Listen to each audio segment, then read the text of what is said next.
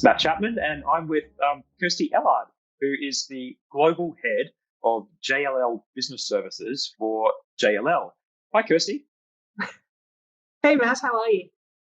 Yeah, I'm great, thanks. And Kirstie, you're in Singapore. How is the feeling in Singapore at the moment? We're all good here in Singapore, thank you. Coming to the end of the phase one of the circuit breaker. It's Wednesday, and on Friday we enter into phase two. So a lot of us are looking forward to getting back to a little bit of normality. That's good. So tell us about your role, and I guess the dimensions of the organisation, which I've had a lot of exposure with because I've been partnering with JLL for a long time. But yeah, tell us more. Absolutely. We're a 93,000 organisation worldwide. We operate in practically any country that you name. And we are a professional services company in real estate. We have, as I say, 93,000 people. Many of those work directly with a wide range of clients across the globe, really curating their space, really integral to the human experience of workforces around the world and the time that they spend in workplaces, as well as our more traditional brokerage business and investment businesses. Dimensions of my role for JLL Business Services is that we work with a wide range of JLL businesses, again, across the world, in strategic locations in India, Poland, Manila, China, and also the US, to provide a wide range of more transactional shared services, technology and process-orientated roles. There's about 2,000 of us around the world. And while your role is sort of a hybrid with HR elements, but outside HR now, you have spent a lot of time in HR. And in fact, you came into JLL, you came to Singapore as the CHRO of Asia Pacific. But just tell a bit about your background, because you've got such an interesting career background. Oh, thank you. Yes, I'm definitely a career HR person.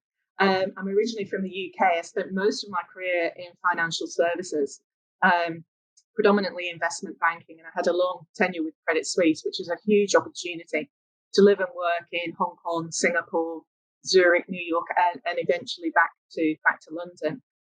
Also spent 5 years in Australia, again working for Macquarie, but also Perpetual, and a foray into FMCG with Coca Cola and Perpetual, which was a really good extension of my skill set, actually, and really stretched me. And it stood me in good stead for this role at JLL because of the sheer diversity of the workforce that we have. So that experience stood me in very good stead for the dimensions of the role here at JLL.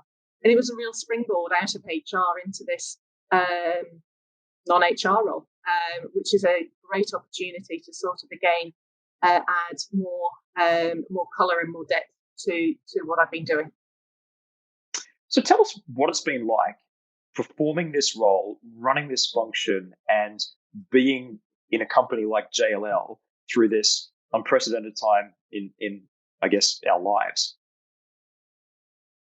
Sure. I guess at a macro level, we have benefited from exceptional leadership from our global executive board and from Christian Albrecht.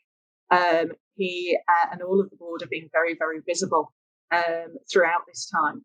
Specifically for JLL Business Services, we were very well prepared, actually. We had very good business continuity planning. So we had a plan that we could leverage and adapt for the uniqueness and the scale of this sort of situation. We're 100% work from the office organisation. We're actually very desktop heavy as well. So we really had to get ahead of the curve. We had to get approval from various special enterprise zones to make sure that those assets could be taken home for people to work safely. We did that quite early on and went through quite a few weeks of remote testing to make sure that everybody was up and running from work. So we were actually about a week or 10 days ahead of the lockdowns in India, Manila, the US, and also in Poland, because of that level of preparedness that we had sort of in the run up to that sort of mid-March time, I would say. And so you went into this, I guess, preparedness, but what challenges arose as I guess the situation unfolded, and what did you have to deal with as a leader? I think that the challenges have been twofold. One has been from a connectivity point of view. As I mentioned, we do a lot of processing, we do a lot of systems heavy work to making sure that our people were productive with the right level, literally the right bandwidth to do their role. So we had to make sure that they had the right data packages and that they had the right connectivity at home in order for them really not to be working excessive hours just to maintain the same level of productivity.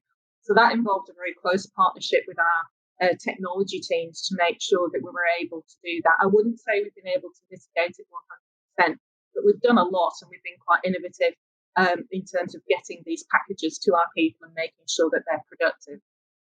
I think the second challenge is that we are a fairly traditional 100% in the office part of JLR, which is not uncommon in the sort of the shared services environment. So it's very unusual for our people to be working from home. Not all of them have a dedicated space. Not all of them have the right sort of setup.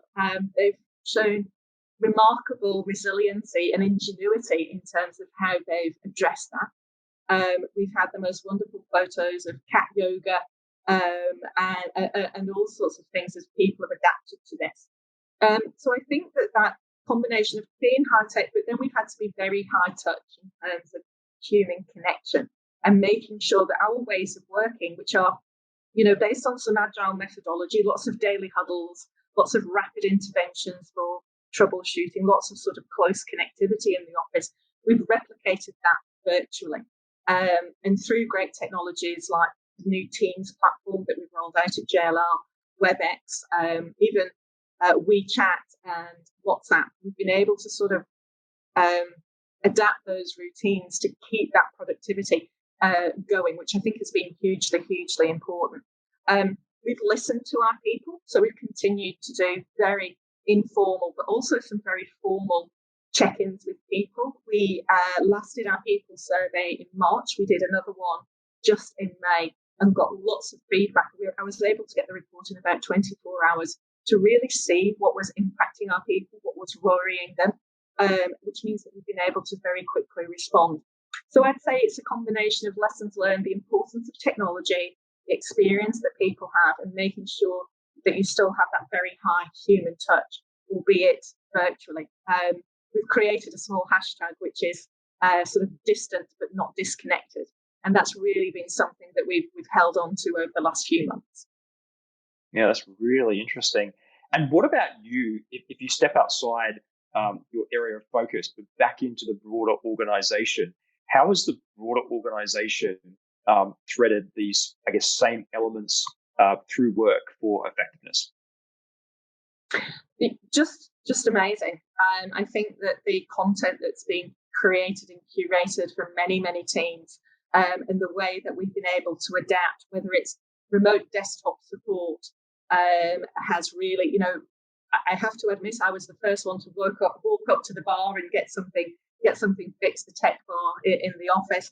But now just being able to work very, very seamlessly with colleagues, having a new phone delivered, having that sort of adaptation into the virtual environment. We've been able to do that very, very seamlessly.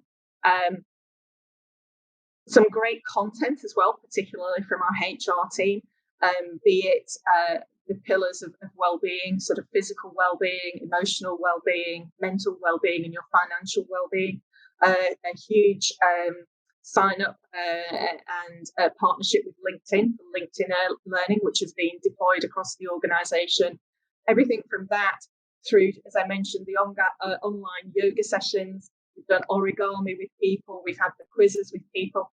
But also we've allowed everybody and all of their families to download the Headspace app with some platinum material for people, which is everything from meditation through to tips and tricks how to navigate. So lots and lots available to people. And really sort of giving them and making sure that they've got the time and the space to do that. Because it's one thing giving lots of information and access to lots of material. We've really worked with our leaders to make sure that that's integrated and that people do have the time and the focus to be able to take advantage of it.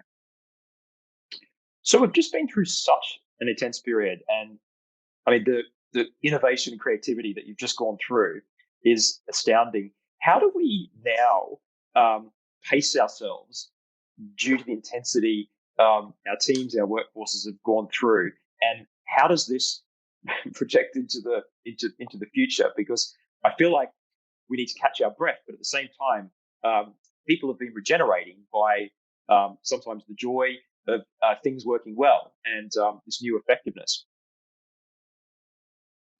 Absolutely. I'm very, very mindful of that at JLL, given what we do for a living. So, cities and buildings are gradually reopening. But as I say, listening to our people and not making any assumptions. It's actually deeply personal and very individual what people have experienced. There's not many people that you talk to that haven't got a story about what the last few months have been like for them. So listening to our people and being very thoughtful about what we do.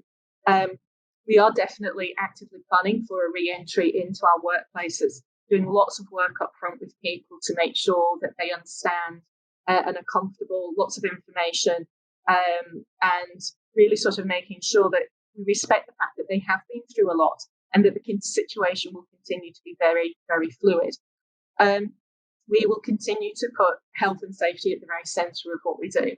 But the human experience is also incredibly important. So making sure that the work environment, probably for me, I think there's a new opportunity for what I do, which has been a traditionally 100% work from home, to think about a more blended way of working, which gives us an awful lot of possibilities, which we actually didn't think were possible before in the traditional shared services space. And I'm so keen to capitalise on that as we sort of think about absolutely well-being, health and safety, the human experience, making sure that our leaders can continue to lead, to your point, in a sustained way over however long this is. And it's probably forever. Some of these changes will probably be with us forever.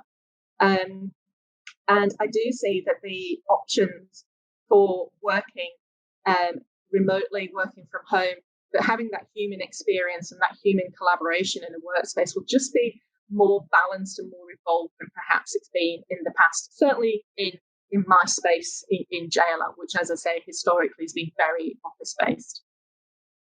Kirstie, thanks for your time. Really appreciate it. Pleasure, Matt. Great to talk to you. Stay safe. You too.